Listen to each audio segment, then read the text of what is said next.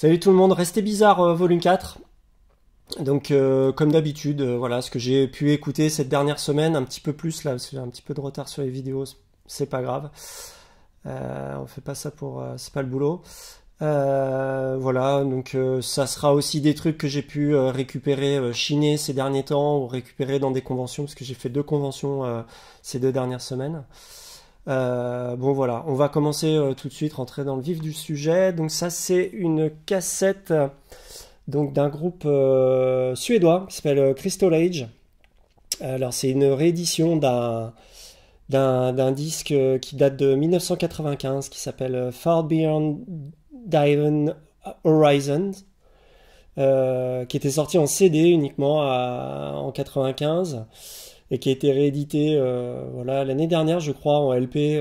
Bon, le disque était extrêmement limité.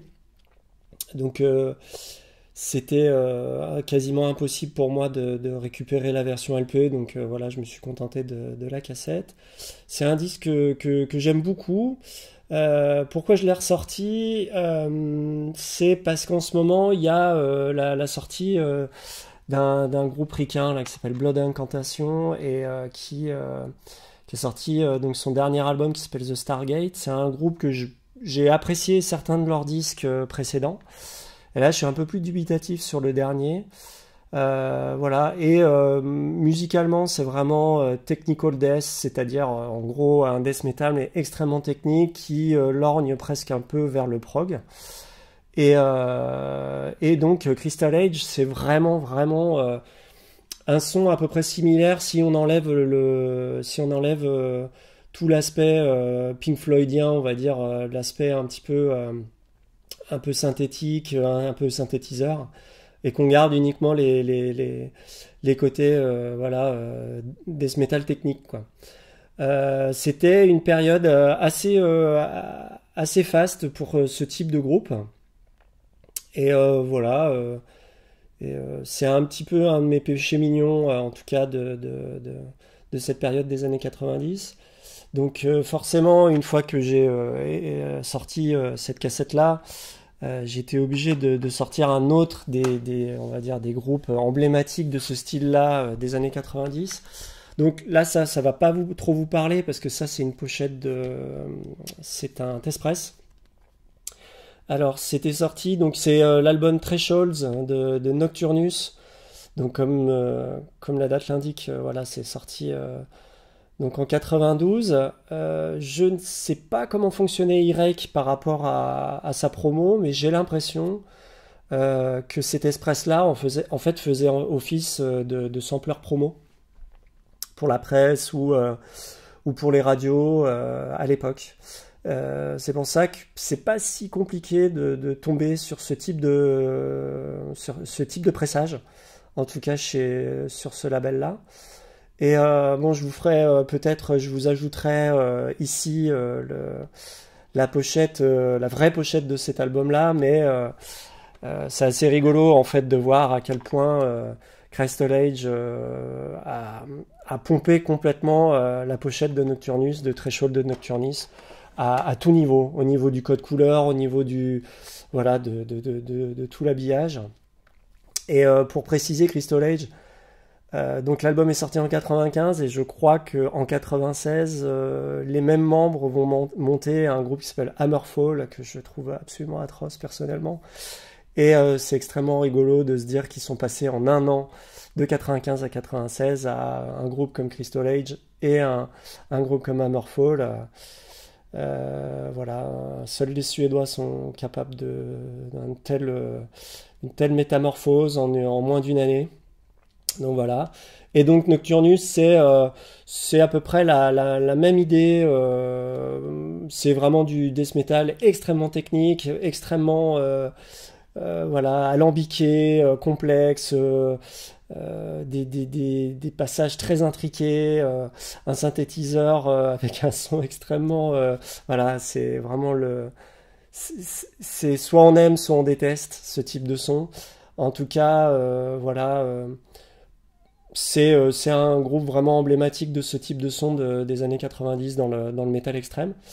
Et pour l'anecdote, le batteur donc de Nocturnus, en tout cas sur cette période-là, c'est Mike Browning et c'est le premier batteur de Morbid Angel en fait. Et c'est celui qui va un peu aider à la composition de tout ce qui fera leur pré-première période en fait, avant la sortie de leur premier album Altars of Madness, qui en fait doit beaucoup à Mike Browning. Un personnage pas banal en fait de la scène métal extrême américaine qui a l'air d'être parti de chacun de ces groupes juste avant que le succès arrive au groupe. Voilà, une espèce de maître de l'underground, on va dire, d'une certaine manière. Ok, alors là on passe complètement à autre chose. Antoine Thomé, donc avec l'album Innocence, c'est sorti donc en 79 sur le label Argile. Antoine Thomé, moi je cherche vraiment activement son premier album. En tout cas, c'est son premier album et ce deuxième-là qui, pour moi, valent vraiment le coup. Pour décrire, c'est une espèce de musique un peu pop, mais un peu tribal, un peu voilà, un mélange de pas mal d'influences. Comment dire, c'est extrêmement difficile en fait d'en faire une vraie description. Il chante à la fois un petit peu quelques phrases en français, mais aussi dans une langue qu'il aurait inventée lui-même. Et il joue sur une guitare également qu'il a trafiquée. Voilà, on la voit bien là. C'est une guitare qui s'apparente presque à une sitar sur une guitare classique, on va dire. Voilà, avec des accords un peu et des accordages un petit peu assez personnels. Et ce disque-là, il est vraiment pas banal. En même temps, il a un petit côté assez 70s et en même temps, j'ai l'impression qu'on est déjà un petit peu dans un pied dans les années 80 aussi. Voilà. Et ces albums plus tardifs où il va vraiment rentrer de plein pied dans les sons 80s, et c'est un petit peu moins mon truc, mais en tout cas cet album là est assez parfait. Alors la suite, pour moi cet album là, donc ce groupe c'est Colson, l'album c'est Dark Shadows. Pour moi c'est un peu dans mon top 5 du rock psychédélique américain. C'est un disque qui n'était pas sorti à l'époque de son enregistrement. Voilà, il a été enregistré en 1970. Il n'est sorti que sous forme de bootleg, on va dire début 2000, dans la première décennie de 2000. Ensuite, ce label, World in Sound, l'avait ressorti en 2008 avec un 10 pouces à l'intérieur et pas mal d'infos. Musicalement, donc c'est du rock psychédélique texan. Alors, si ça vous dit rien, le rock psychédélique texan, il a un son vraiment spécifique pour moi, à mes oreilles, mais c'est quand même assez vérifié, assez confirmé par, on va dire, les spécialistes du genre. C'est un son qui se démarque beaucoup quand même de la scène de la côte ouest, de la scène de San Francisco par exemple, qui est un tout petit peu plus flower power, un tout petit peu plus mélodique. Voilà. Colson, c'est vraiment les élèves de The 13th Floor Elevators. C'est vraiment un son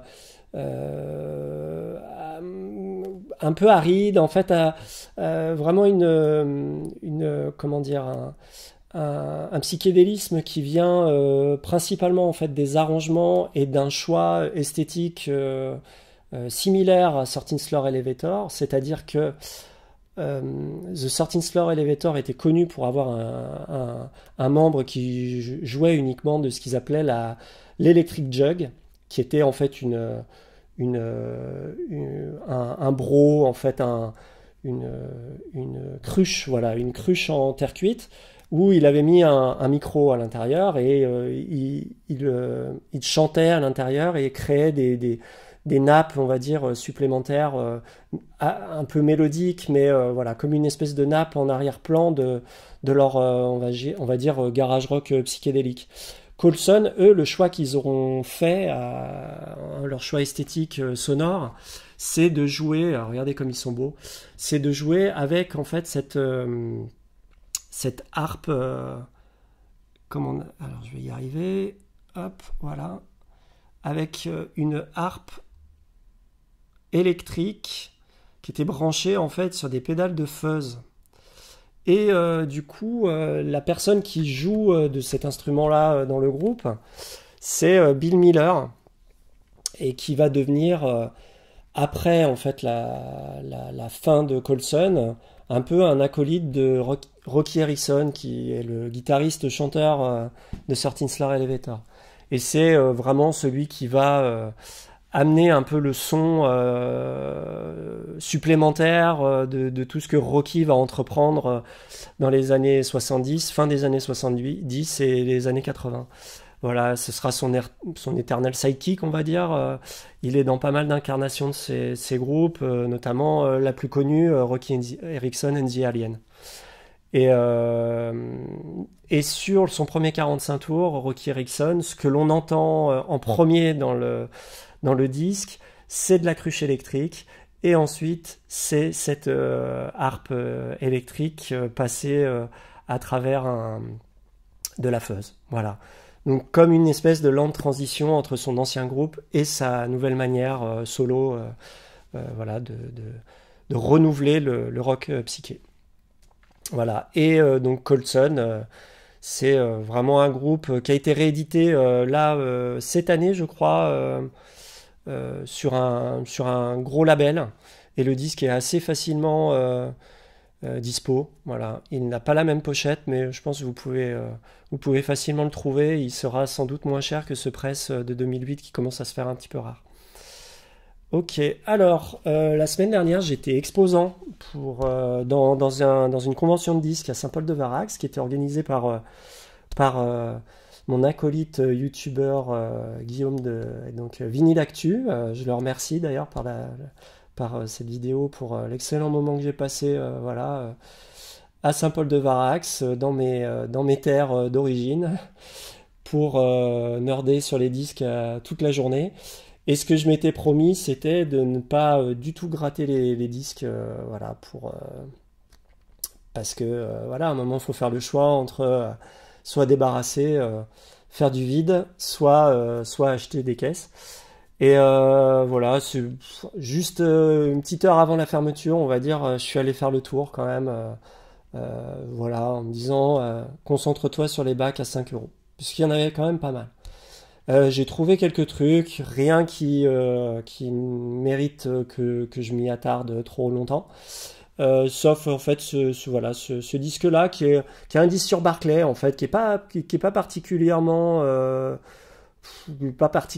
rare ni extraordinaire. C'est juste que voilà, moi j'ai un soft spot pour les disques de musique raga, on va dire. Là c'est vraiment c'est de la musique carnatique, on appelle ça. Donc l'artiste c'est Nagesvara Rao, et donc a priori il aurait vécu en France, fait un peu ses armes aux États-Unis, a appris la musique de dévotion, parce que c'est ça la musique carmanique, c'est vraiment une musique religieuse, mais il y a plusieurs versants de cette musique-là, et là on est dans une version purement musicale en fait, vraiment un petit peu débarrassée des oripeaux de la religion. Ça sera pas la même musique qui sera jouée par exemple lors d'un office dans un temple. Là c'était vraiment cette réinterprétation de la musique traditionnelle à des fins purement culturelles, musicales, voilà. Et ce que j'ai apprécié particulièrement dans ce disque-là, c'est la production, qui est très ample, pas du tout malingre comme quelquefois ça peut arriver sur des disques de musique dévotionnelle. Là, il joue du vina. Alors, du coup, le vina, c'est un instrument qui peut sonner quelquefois un petit peu malingre. Ouais. Et là, pas du tout. Voilà. Et on est sur deux grosses pièces de 20 minutes par face. Ok, là, on passe du côté de la folk. mais on n'est quand même pas si loin en termes d'influence. Donc là, c'est un gros morceau de la folk psychédélique anglaise. Donc c'est Mark Fry avec l'album Dreaming with Alice. C'était un disque qui était sorti en 72 à l'époque sur un label italien qui s'appelait IT. Il l'avait enregistré en Italie a priori. Mark Fry, je pense que c'était un de ces hippies anglais qui a dû beaucoup voyager en Europe. Il a fini par poser ses valises en France et il y vit a priori toujours. Voilà, il est toujours artiste. Il a sorti des albums récemment, une fois que cet album-là, Dreaming with Alice, est revenu dans les considérations, on va dire, des amateurs du genre. Et lui en était le premier étonné, puisqu'il considérait comme beaucoup de ces artistes en fait qui ont fait un album dans leur vie, quand ils étaient jeunes, ils pensaient que c'était absolument sans intérêt, alors que quand on écoute ce disque-là, on est vraiment sur un des meilleurs du genre dans la folk psychédélique UK. C'est voilà, c'est extrêmement éthéré, c'est extrêmement onirique. Euh, Chaque morceau est entrecoupé de la même suite d'accords avec une histoire qui est racontée, donc l'histoire forcément de Alice et Pays des Merveilles. Donc grosse influence de Lewis Carroll, grosse influence évidemment de la culture lysergique dans l'idée. Et voilà, si vous connaissez pas, vraiment jetez une oreille parce que ça fait vraiment partie des très bons disques du genre. Ok, ensuite, là, on rajoute de la disto sur la guitare. On n'est pas loin en termes de date, hein. On est même un an avant le Mark Fry. Et pourtant, là, on a déjà un peu un espèce de brûlot qui a vraiment pas à rougir de ce qui sera un petit peu plus tard, 4-5 ans plus tard, dans les années 70. Euh, donc c'est Dust, c'est un groupe de l'État de New York. Alors, est-ce qu'ils sont de New York la ville? Je ne sais plus. Toujours est-il que donc c'est un trio et donc ils font une espèce de hard rock, mais qui a déjà en fait tous les marqueurs de ce qu'on appelle le doom. Voilà. Et un an ou 2 ans près, ils sont quasiment contemporains de Black Sabbath. Donc on est un peu dans cet esprit-là, voilà. Ils sont peut-être un tout petit peu plus bluesy, ils ont des morceaux beaucoup plus longs, voilà. Il y a un morceau qui s'appelle From a Dry Camel, qui dure 10 minutes, et qui est vraiment un de leurs, voilà, le tube de phase B, avec beaucoup d'effets sur la voix. Donc le bassiste le bassiste chanteur et le guitariste étaient en fait des frères, il me semble, et étaient tous les deux producteurs. Et ils ont produit les 2 premiers albums de Kiss, voilà, ce qui est quand même pas banal. Et le batteur de Dust deviendra 6 ans plus tard, même plus, oui, puisque ça a été le deuxième batteur des Ramones, donc est devenu Marky Ramones, qui est celui qui a le joué le plus sur tous les albums sur toute la discographie des Ramones. Et quand on entend ce qu'il pouvait jouer dans Dust à l'époque, en 71, et ce qu'il a joué ensuite dans les Ramones, on est quand même vraiment sur un éventail technique complètement hallucinant, quoi. Et il a vraiment décidé dans les Ramones bah voilà, de, de, de faire tout à l'efficacité, de faire vraiment, de jouer pour le groupe et vraiment dans un délire spécifique, voilà, mono-rythme. Et c'est tout à son honneur quand on voit ce qu'il était capable de faire dans Dust avec des longues descentes, avec vraiment techniquement quelque chose de très voilà, proto-hard.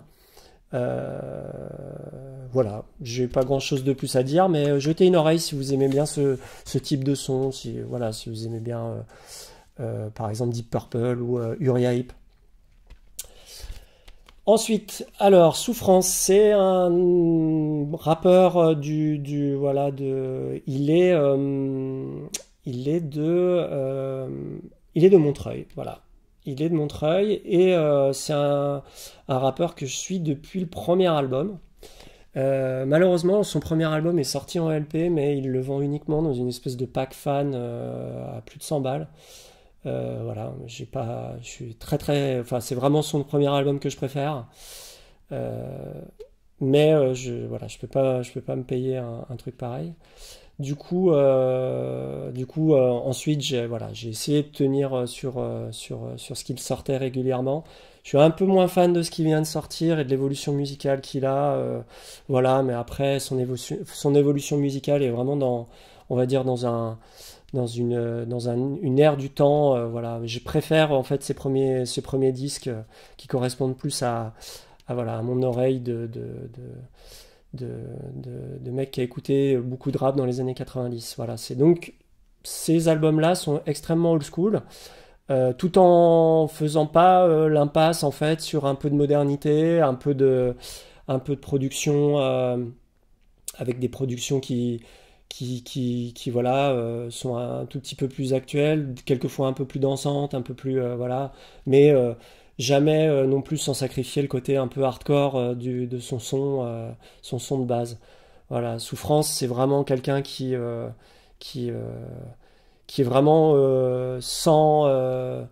Il s'excuse pas de rapper, quoi. Vraiment, il est pas là pour, euh, pour les radios ou pour faire le tube. Il est là pour faire du hip-hop de qualité. Et en tout cas, cet album-là et celui d'avant, c'est vraiment deux albums qui ont énormément tourné chez moi à l'époque. D'ailleurs, il avait sorti, celui-là, il doit dater d'il y a 2 ans, ouais, 2022. Et depuis, donc, il a ressorti un album et qui est aussi très bien. Et là, il a sorti pas mal de singles et pas mal de maxi, mais uniquement en ligne. Et c'est là où je commence à lâcher un peu. Ok, alors avec Mark Fry, on parlait un peu de la folk psychédélique. Et avec Olson aussi du rock psychédélique. Ça, Morgan aussi, pour moi, c'est dans mon top 5 de, de, des disques psychédéliques américains. Euh, voilà, Morgan, c'est un groupe de 69, donc ils ont un petit côté le cul entre deux périodes, quoi. Mais on entend encore vraiment l'aspect 60s, mais pour un groupe de 69, c'est quand même assez impressionnant cette capacité qu'ils ont à composer des morceaux qui n'auraient pas à rougir en fait de,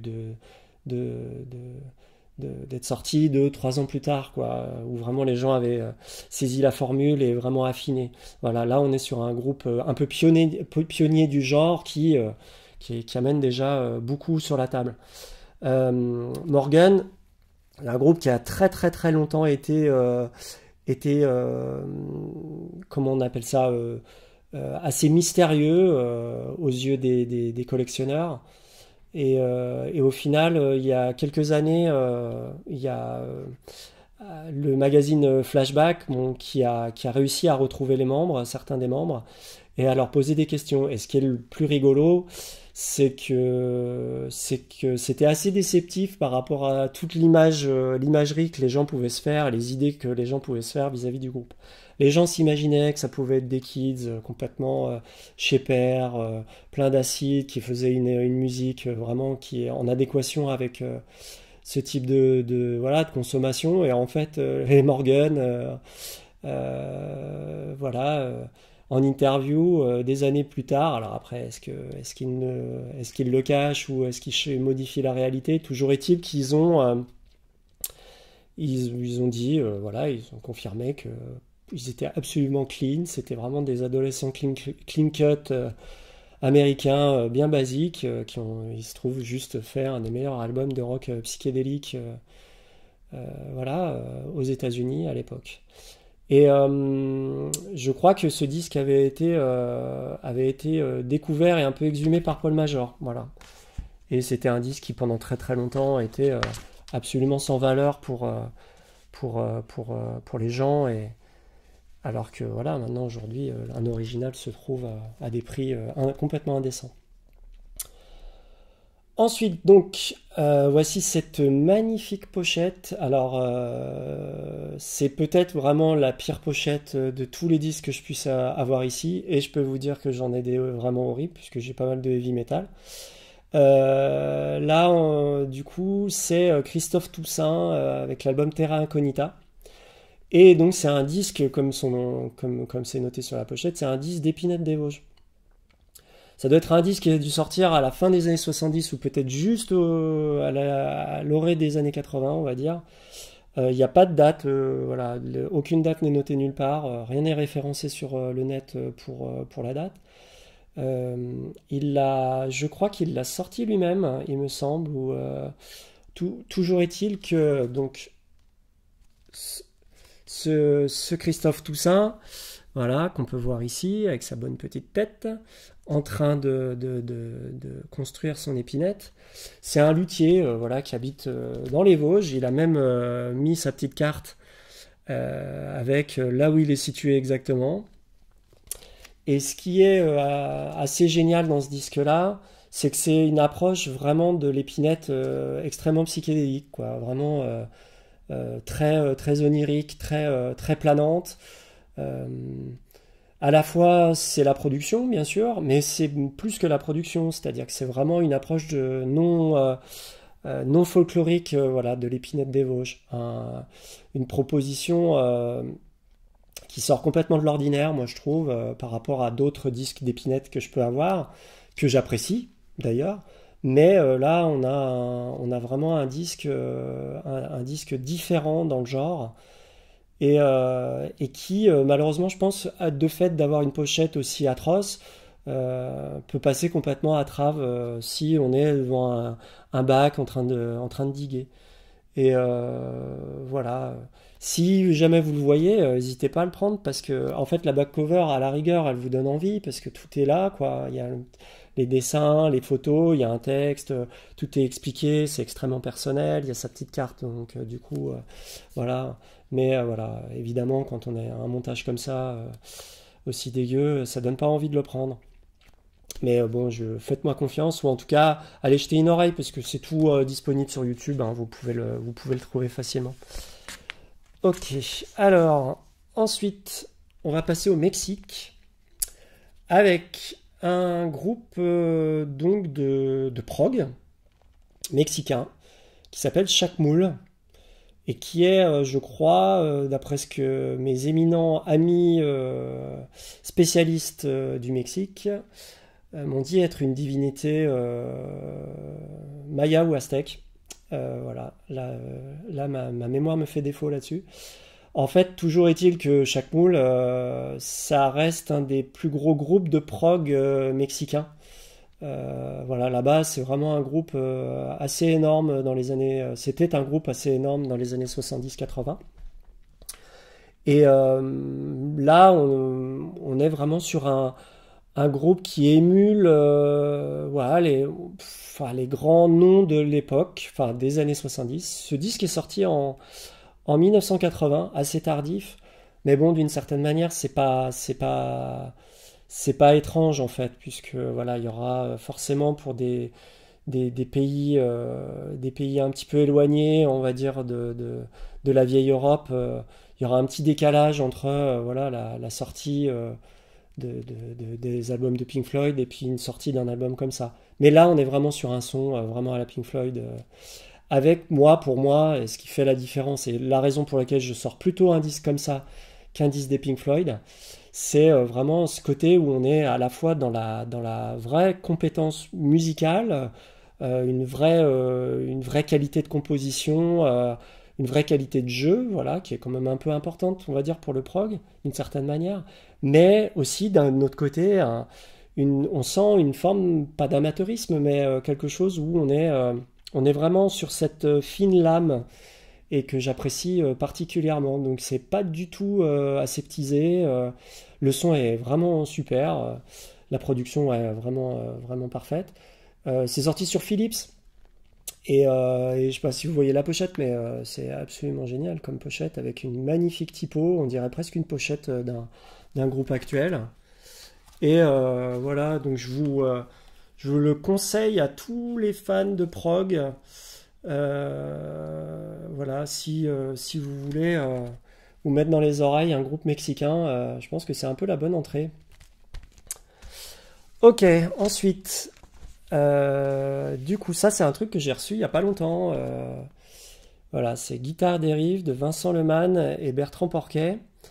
C'est un disque que j'ai cherché très très longtemps, que j'ai essayé de diguer pendant vraiment des années, en me disant un jour tu le trouveras. Voilà, à un moment il faut se faire une raison et peut-être se dire que voilà, il y a des disques qu'on achète en ligne parce que voilà, on les trouvera jamais, et puis des disques qu'on trouvera au détour d'un bac. J'ai quand même vraiment attendu un bon paquet de temps, hein, mais voilà. J'avais voilà, besoin d'avoir ce disque vraiment, puisque pour moi c'est une réponse absolument parfaite à l'American Primitive. Et ça va même au-delà de ça. Ça va même vers une touche d'expérimentation.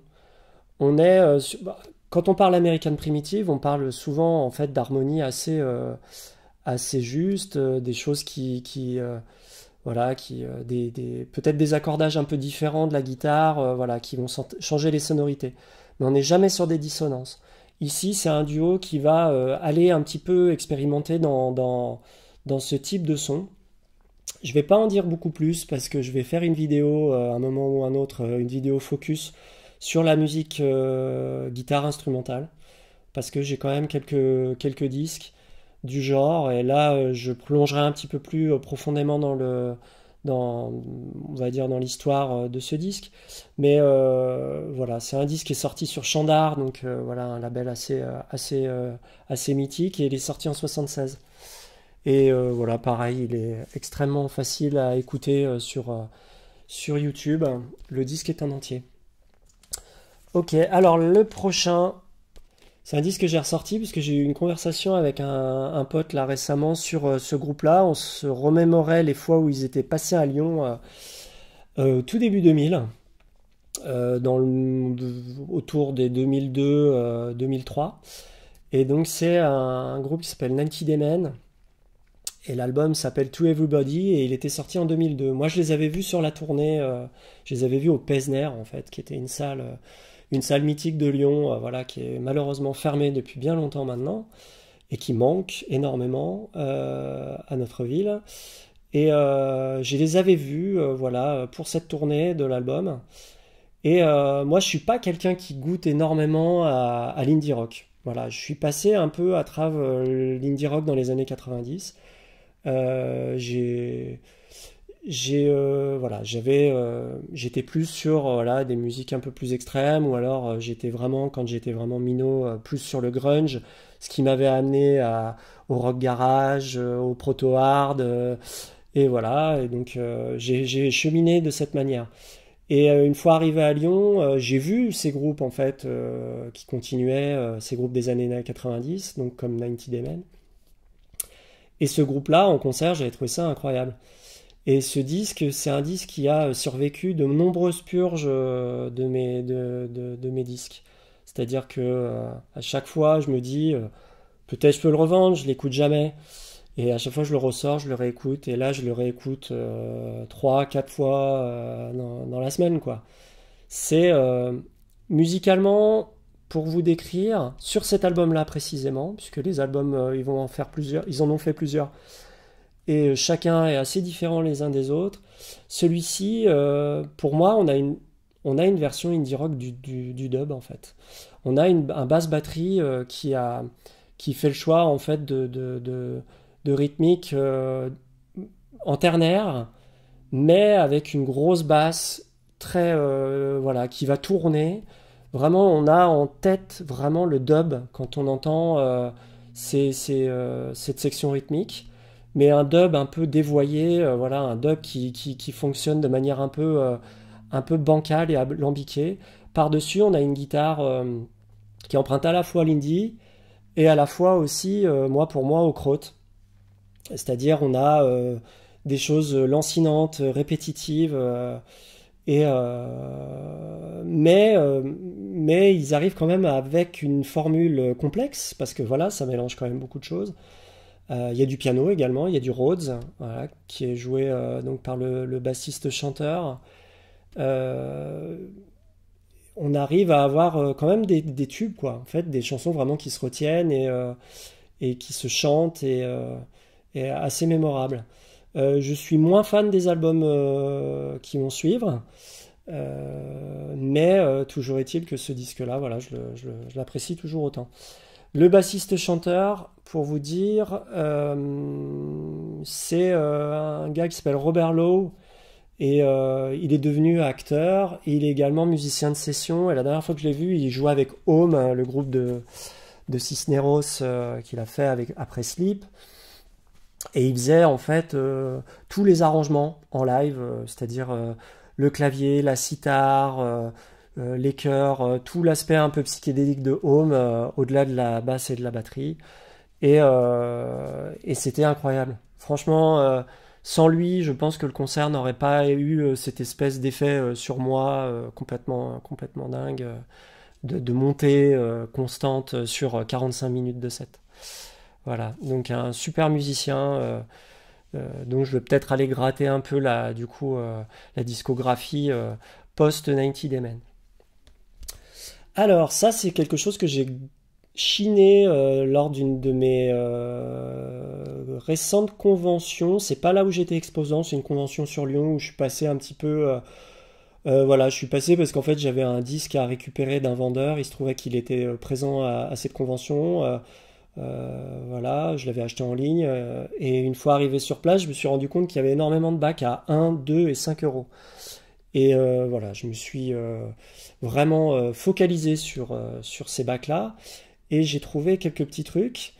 Et notamment donc ce disque d'Alain Kremski. Voilà, Alain Kremski, c'est un peu une espèce d'impondérable des bacs à soldes, mais c'est jamais décevant. C'est-à-dire que c'est un pianiste de formation classique, tellement classique qu'il a eu un financement par l'État pour aller faire un séjour en fait à la Vida de Médicis dans le début des années 70. Et voilà, c'était un élève de pas mal de pianistes classiques assez réputés. Il était sous l'égide du peintre Balthus en fait quand il était là-bas sur place.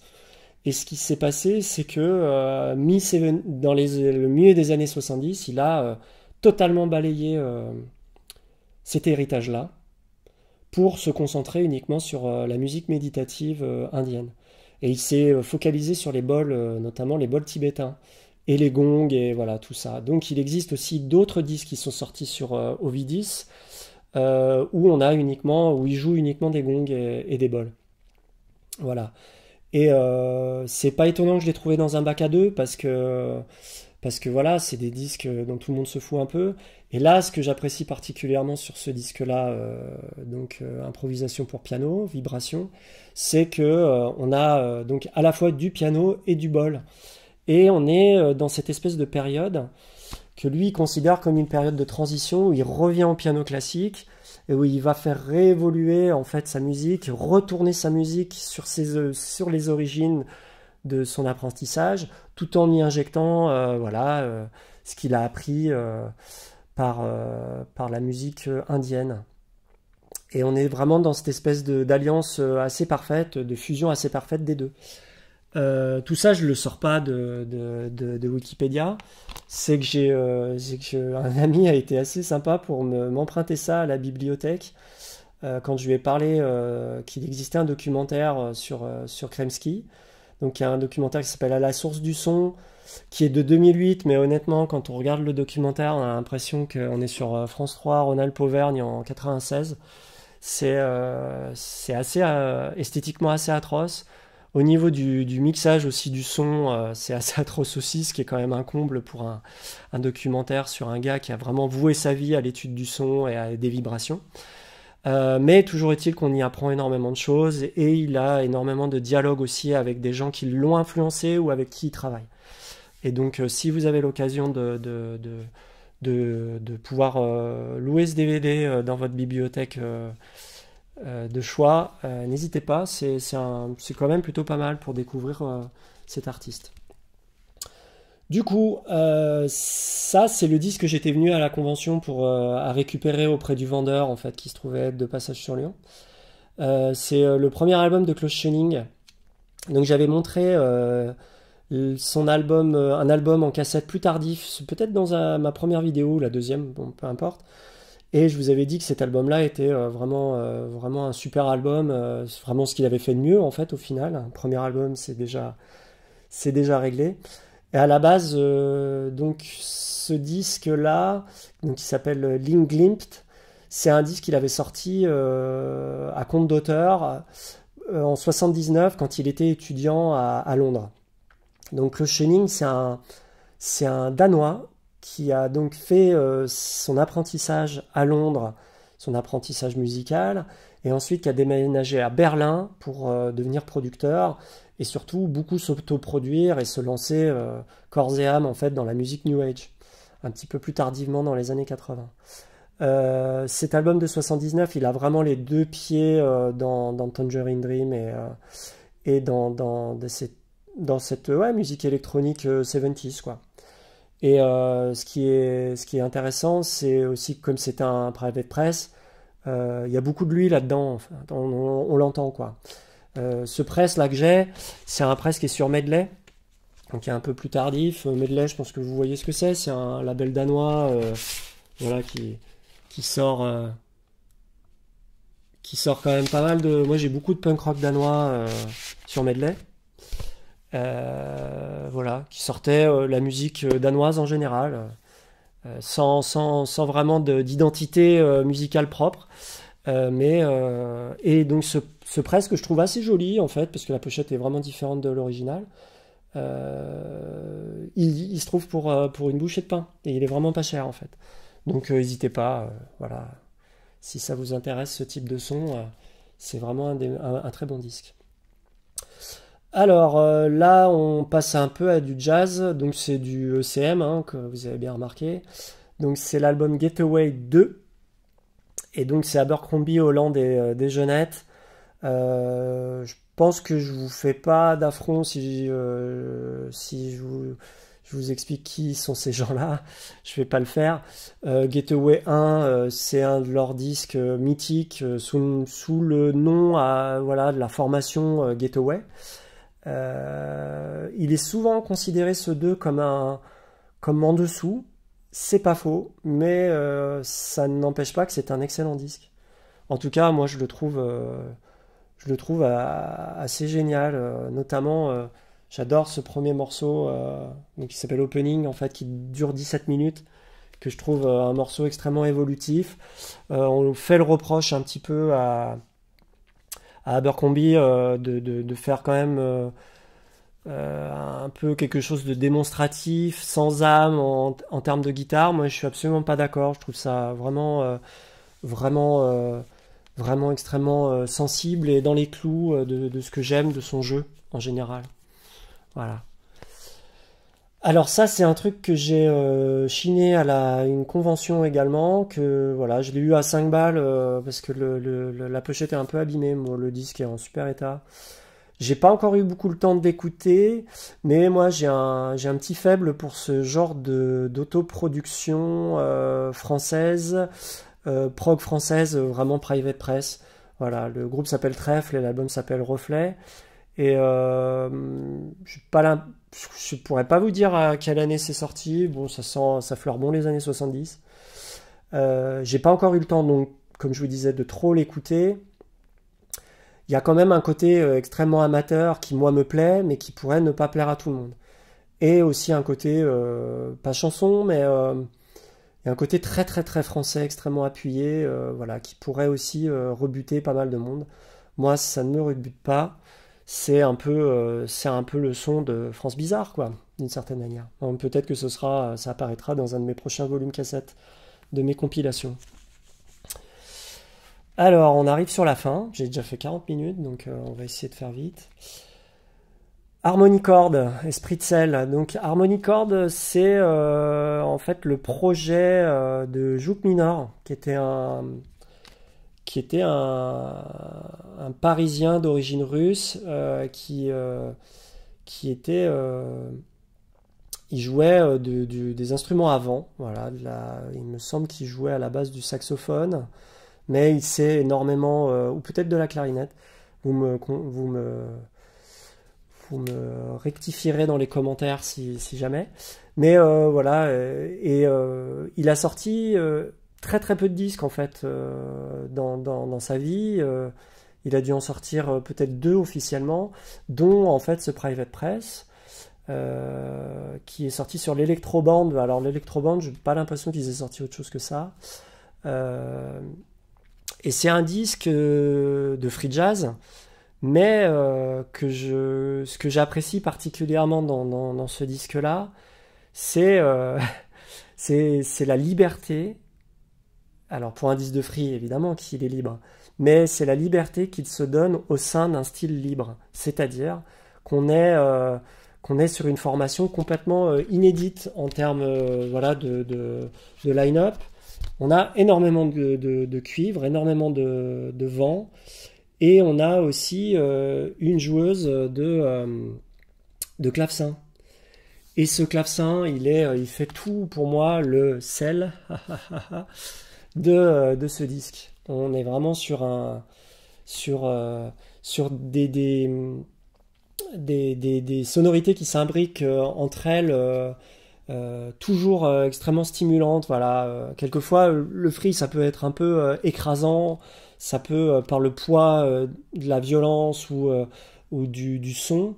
Là, ça bouge énormément, c'est extrêmement frontal, mais on a toujours en fait des collisions qui se créent entre voilà les différentes tessitures des instruments qui te réveillent en fait, qui te stimulent dans l'écoute de ce disque.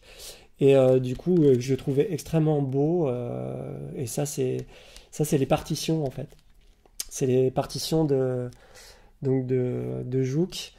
Qui sont hyper graphiques, hyper intéressantes. Et pendant très longtemps, il a été considéré comme rare en fait ce disque. Il l'était peut-être, je ne sais pas, mais toujours est-il qu'en fait, il a lui-même, il a toujours eu il a eu des dead stock, et le magasin Sofa lui a récupéré ce qu'il avait d'invendu. Et c'est comme ça que moi, j'ai récupéré ça. Sofa, un magasin et un label lyonnais, chez qui je vais assez régulièrement et que je salue s'ils voient la vidéo. Et voilà, ils ont un dead stock, ils ont les dead stock chez eux, ils les vendent à prix vraiment tranquille, à comparer de certaines qui le vendent à plus de 100 balles sur Discogs, ce qui est complètement ridicule. Mais si vous aimez le free, vraiment jetez une oreille à ça et essayez de vous choper une copie parce que c'est vraiment excellent. Et du coup, ce disque-là, la petite anecdote, c'est qu'il a été enregistré par Olivier Bloch-Lenné, donc du coup ça m'a permis de ressortir cet album-là, donc qui s'appelle Démo. Et je ne sais pas si vous vous souvenez, dans ma vidéo précédente, Restez Bizarre, je vous avais montré un album de Claude Engel qui était sorti sur ce label qui s'appelle Marginal, qui est en fait une sous-division de CBS, si je ne me trompe pas. C'est ça. Et qui était là pour promouvoir en fait des artistes un peu en dehors de la marge musicale de l'époque. C'est un label qui a existé très très très peu de temps. Je ne pense pas qu'ils aient vendu autant que ce qu'ils imaginaient. Mais ce disque-là, ça fait vraiment partie de ces disques, on va dire, de producteurs complètement parfaits en termes de production et de composition.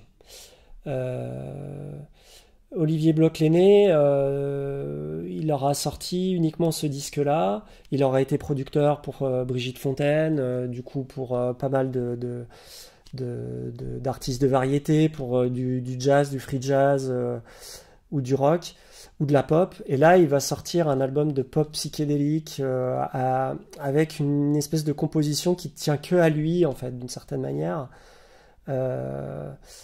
Et surtout un son tellement feutré et tellement samedi matin avec ton café. Il n'y a pas d'autre description que ça pour moi. C'est vraiment le disque que tu claques le matin avec un petit rayon de soleil, tu bois ton café Et voilà, la journée commencera sous de bons auspices.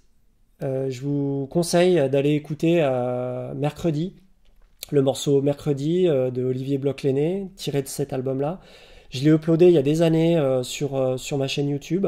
Donc voilà, je vais peut-être le mettre là ou là ou là pour que vous puissiez y jeter une oreille. Et, euh, et ça vous donnera une idée de la production et de la manière de composer de Olivier Bloch-Lenné et de l'album en général. Voilà. Et voilà. Et la pochette est de Michel Follon, en fait, qui est un peintre et illustrateur extrêmement connu. Je pense que si vous connaissez cet illustrateur, vous avez tout de suite dû remarquer l'illustration. Voilà. Bah écoutez, je voulais vous remercier déjà pour tous les commentaires que vous avez faits sur les vidéos précédentes, sur les retours super positifs, les critiques aussi qui étaient hyper constructives. Enfin, vraiment, vous avez été adorables et du coup, ça me motive encore plus de continuer. Je suis très très content de faire ces vidéos. Et j'ai fait un nouveau format en short. Mais là qui s'adresse un tout petit peu plus, on va dire, au public anglo-saxon de ma chaîne, qui doit pas être nombreux, mais c'est vraiment une volonté, voilà, j'appelle ça les Euro Bean Reapers. C'est en gros les disques à 1 balle ou 5 balles, ou les disques que tu trouves régulièrement dans les bacs à soldes français, et qui défoncent, enfin, qui sont de très bonne qualité, quand bien même ça reste des disques très, très peu chers. Donc si vous avez sous la main des gens, des anglo-saxons, voilà, qui voudraient un peu se familiariser avec ce type de son français et ces disques, voilà, par exemple ils sont en vacances, ils veulent aller gratter dans des bacs à soldes, aller faire des ressourceries, aller dans des disquaires et prendre du français mais que ça leur coûte pas grand-chose. Voilà, ces shorts, ils sont faits pour ces gens-là. N'hésitez pas à leur envoyer, à leur faire à leur forwarder la vidéo. Et je vais en faire quand même pas mal parce que j'ai quand même pas mal de disques de ce type-là. Voilà, et ben merci beaucoup et puis ben à la semaine prochaine sans doute pour une autre vidéo de ce que j'ai écouté et peut-être un focus, qui sait, mais bon pour l'instant on va se focaliser sur les vidéos restez bizarres. Et ben du coup, restez bizarres.